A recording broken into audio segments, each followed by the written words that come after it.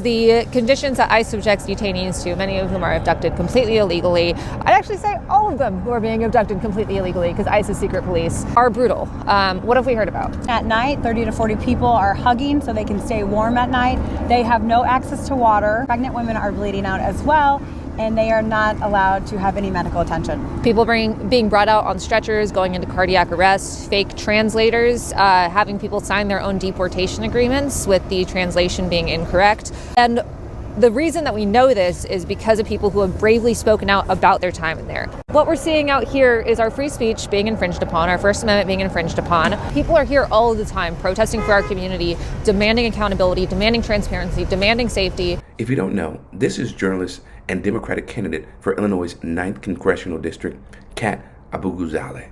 And she's been on the front lines of protests at Chicago's Broadview ICE facility.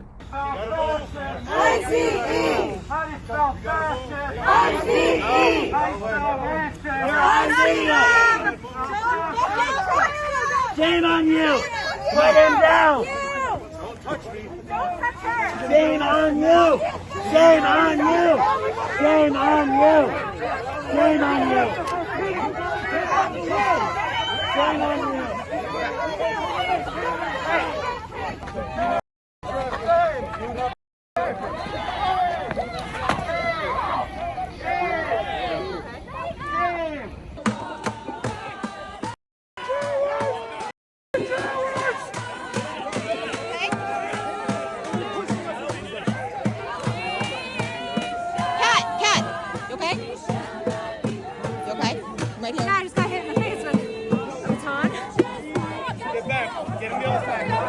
Get him to the side now!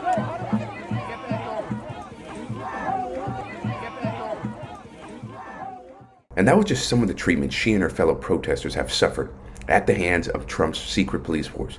And now, as we have seen far too often from the Trump administration and its allies, Abughazaleh had this to share. And the Department of Justice is charging 6 people, including myself, with federal crimes for exercising our First Amendment rights near ICE's Broadview Processing Center. This is a political prosecution and a gross attempt to silence dissent, a right protected under the First Amendment. This case is a major push by the Trump administration to criminalize protest and punish anyone who speaks out against them. That's why I'm going to fight these unjust charges. ICE has hit, dragged, thrown, shot with pepper balls, and tear gassed hundreds of protesters, simply because we had the gall to say that masked men coming into our communities, abducting our neighbors, and terrorizing us cannot be our new normal. The Trump administration wants you to be afraid of speaking out against it and its anti-democratic power grabs. And there are plenty of reasons to be afraid right now, but we have to overcome that fear. This case targets our rights to protest, speak freely, and associate with anyone who disagrees with the government. And while we have seen the unhinged and unlawful tactics this administration has used against the American public, it's important to remember they're doing this because they are scared. They are wrong. And they know they are on the wrong side of history. We cannot diminish ourselves in the face of these attacks. That's why we have to unite and stand up for humanity, our rights, and everyone terrorized by Trump's lawless secret police. While we can't definitively confirm that this exact footage is what triggered the indictment, it does match the date labeled in the indictment as well as the DOJ's description of why they are charging these protesters. Up with liberation! Down with deportation! Up with liberation! Up with liberation! Down with deportation! Down with deportation! Up with liberation!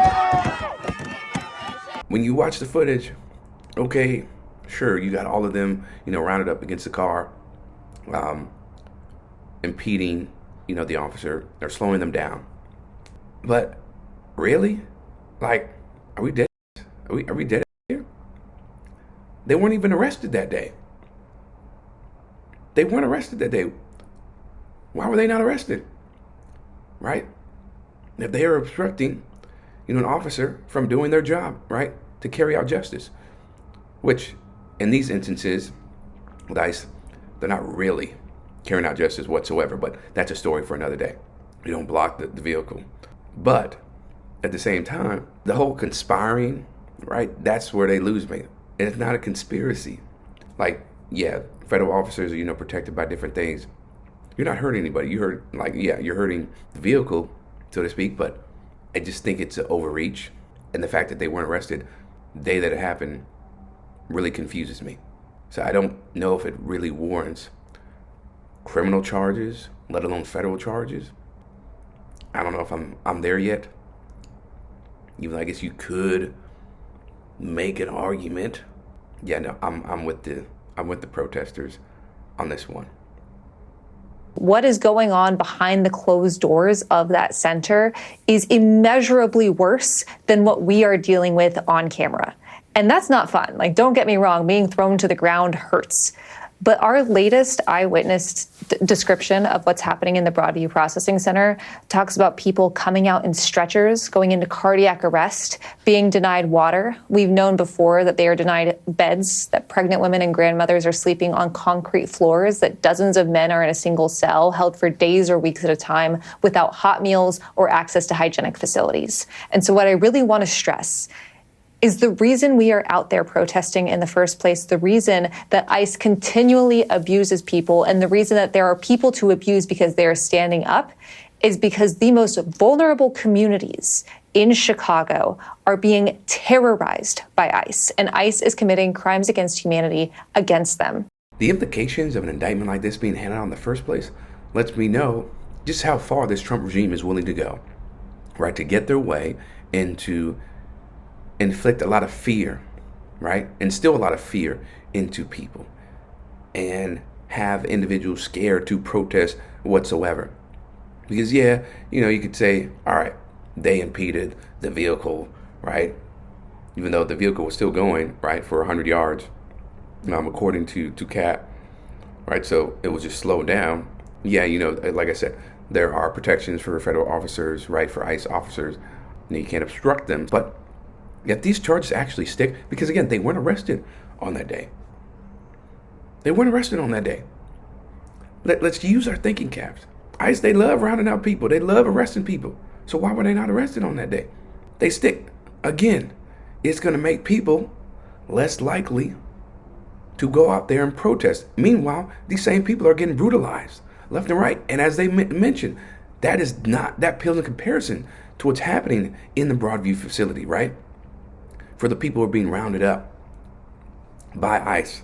If what we saw in the footage isn't considered a peaceful protest, what is, right? Other peaceful protests are put at risk, right? Legitimate forms of peaceful protest, which threatens all of our First Amendment rights. But it is refreshing. I will say this. It is refreshing to see a candidate willing to take it to the streets and put themselves out there with honest intentions, right? When so many politicians and officials just stand in their suits, right? And they work from that angle, which sure is fine. But these are people that are getting on the ground. Okay, they're about business.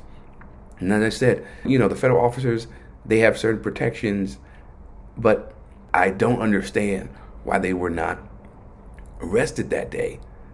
Like, if you're impeding an ICE officer, by rounding up in the vehicle, right, and banging on different parts of it, why wouldn't they get arrested then? Why would they not get arrested that day? That's my whole thing, okay? We know what's happening. So if you want to say, well, they're obstructing justice, so, okay. What about justice for the people that they interrogate and they intimidate and they violate their rights? Let's talk about that. Let's talk about all the violations that ICE officers have carried out. For Rebel HQ, I'm Chris Williamson. We'll see you next time.